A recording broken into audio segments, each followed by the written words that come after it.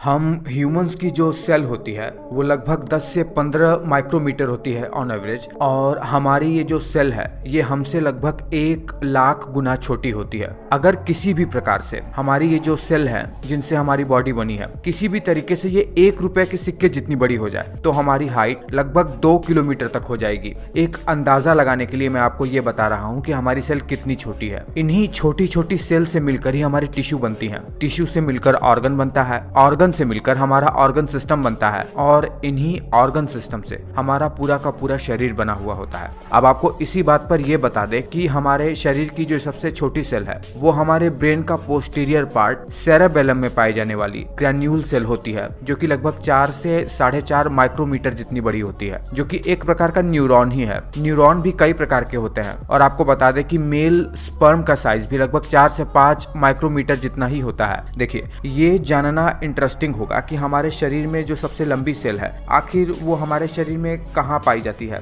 क्योंकि ये जानकर आप निश्चित ही एक्साइटेड हो जाएंगे अपने नर्वस सिस्टम को जानने के बारे में। देखिए, वॉल्यूम वाइज बात करें तो सबसे लार्जेस्ट सेल हमारे बॉडी में फीमेल का ओवम होता है यानी एग। लेकिन जब हम ह्यूमन की सबसे लॉन्गेस्ट सेल की बात करें मेल फीमेल दोनों में, तो ये सबसे लॉन्गेस्ट सेल हमारे बॉडी में हमारा एक न्यूरॉन ही होता है। देखिए, न्यूरॉन एक बहुत ही विचित्र टाइप की सेल होती है। ये कुछ माइक्रोमीटर से लेकर लगभग 1 मीटर तक लंबी हो सकती है ह्यूमन बॉडी के अंदर। मैं आपको केवल ह्यूमन बॉडी की बात बता रहा हूँ और आपने बिल्कुल सही सुना है कि ये न्यूरॉन लगभग 1 मीटर तक लंबा हो सकता है। देखिए, हमारे स्पाइनल कॉर्ड के निचले हिस्से से जो नर्व निकलती है जो हमारे फुट तक जाती है या कहिए हमारे फुट के टो तक जाती है, वो लगभग 1 मीटर तक लंबी हो सकती है। न्यूरॉन के एक्सॉन जो सिग्नल को प्रोपेगेट करते हैं ये बहुत लंबे हो सकते हैं, अलग से 1 मीटर तक लंबे हो सकते हैं ये एक्सॉन। देखिए, न्यूरॉन्स एक बंडल की तरह एक स्पेशल किस्म की झिल्ली के साथ रैप होकर, जिसे फैसिकल्स कहते हैं, हमारे शरीर में फैले रहते हैं, जिन्हें नर्व कहते हैं।